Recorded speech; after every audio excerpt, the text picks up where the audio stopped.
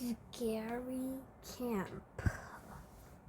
Sarah and I are drifting off to sleep when we hear something scraping against the tent. Did you hear that? Sarah whispered.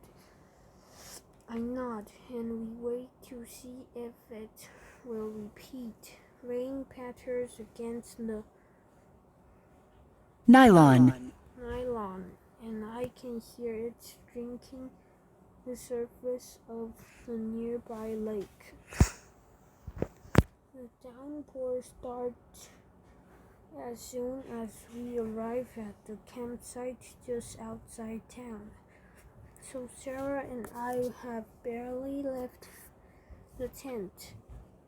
She promised me a weekend of fishing, campfires, and s'mores.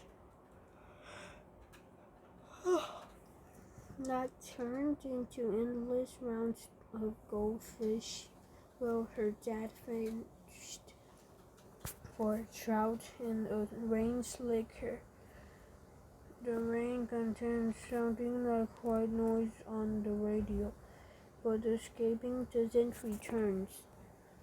It was probably a leaf or something falling off the branches overhead, I say.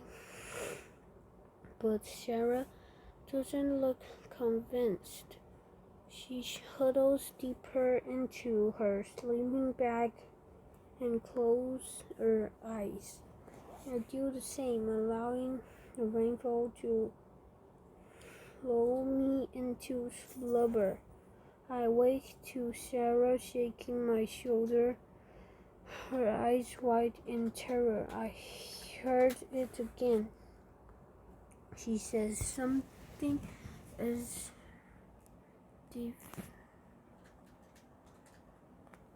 definitely. Definitely outside. It's probably just your dad checking up on us or going to the bathroom, I grumble, rubbing my eyes. Why should we be scraping against the tent? Mr. Martinez, Martinez, is that you? I call out. After a moment, Sarah's dad unzipped the door of his tent next to ours and then unzips our doors. He holds up a bright lantern and shoves his hooded head inside. Everything okay in here? He asks. We're okay, Sarah says, but we heard something outside scrapping against the tent. I'm sure it was a full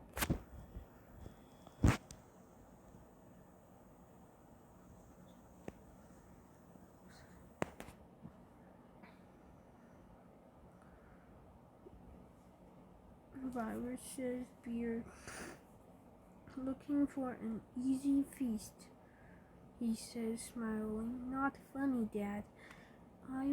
It was a perfectly adequate.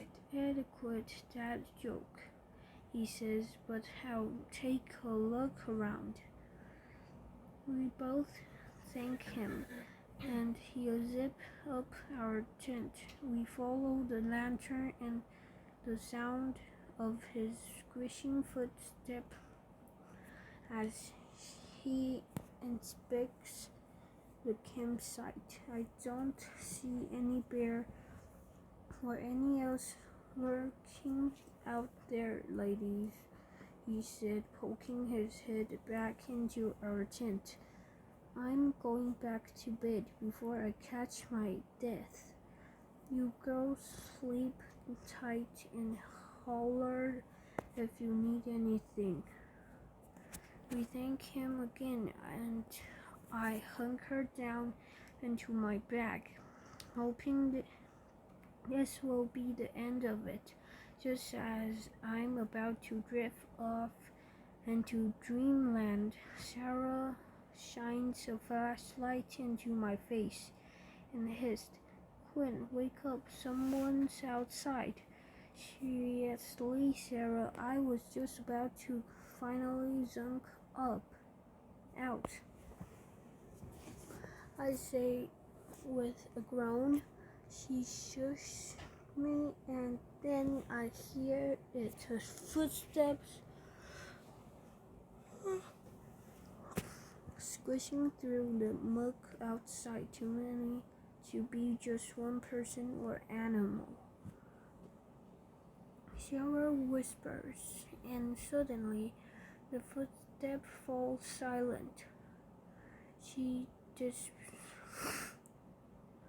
desperately grasps the flashlight under her face as if she were telling a ghost story. Then something strikes the side of the tent.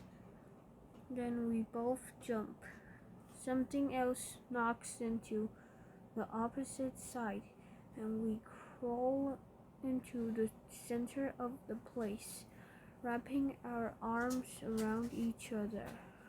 The tent walls start to shake violently, as if we were sitting in the middle of a tornado.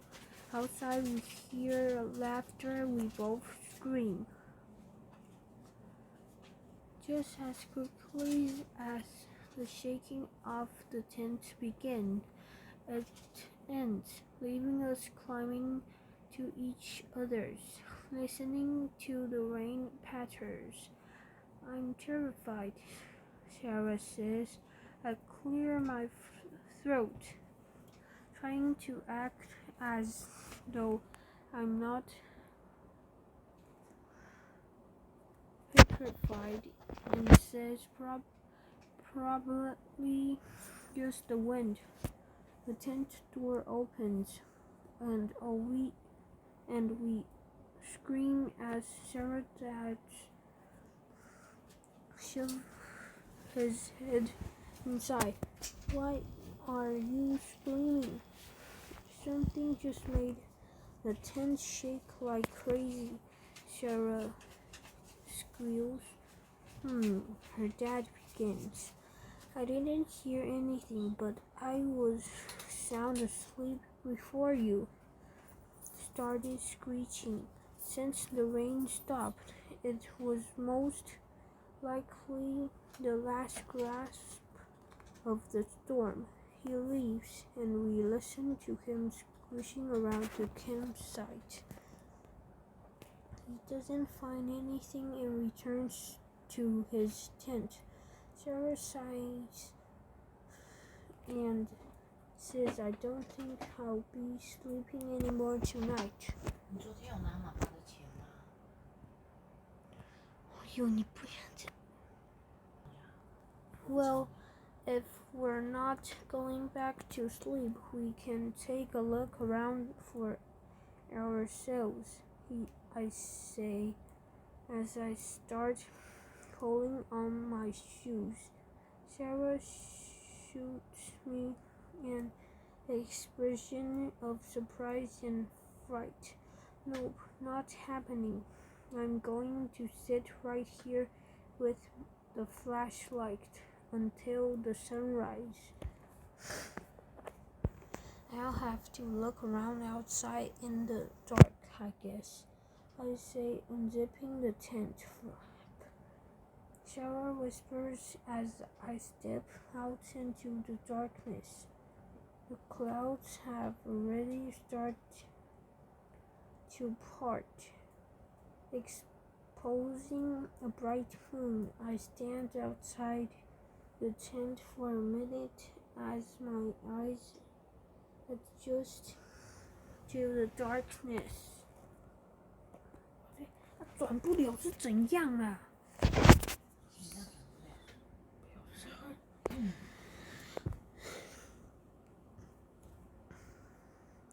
My shoes make little sucking and squishing noises as I walk. Behind me, Sarah's flashlight beam bounces around the campsite as she climbs from the tent. I turn around to help Sarah just as her light flashes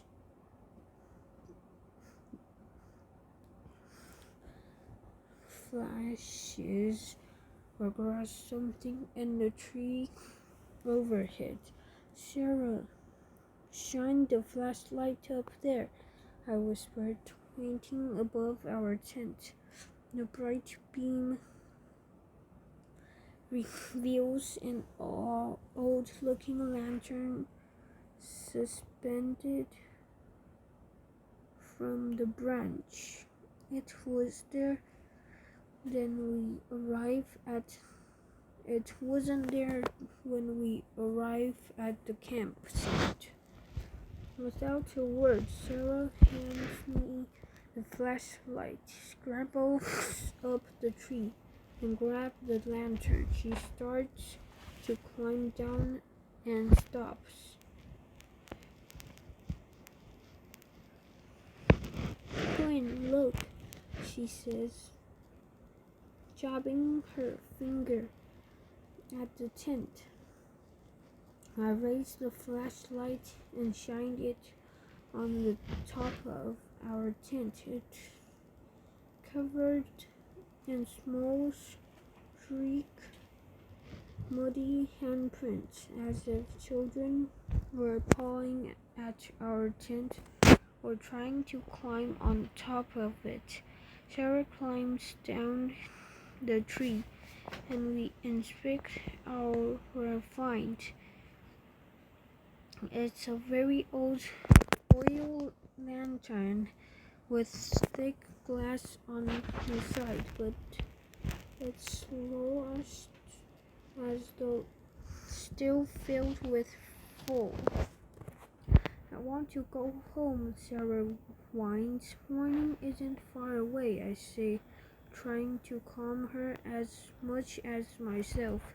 Let's play some goldfish until the sun comes up.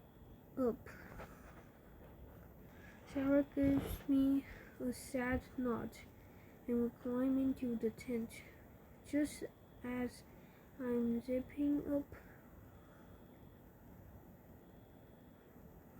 the flat, I think I see a figure of a child standing in the shallow water near the shore. Good job!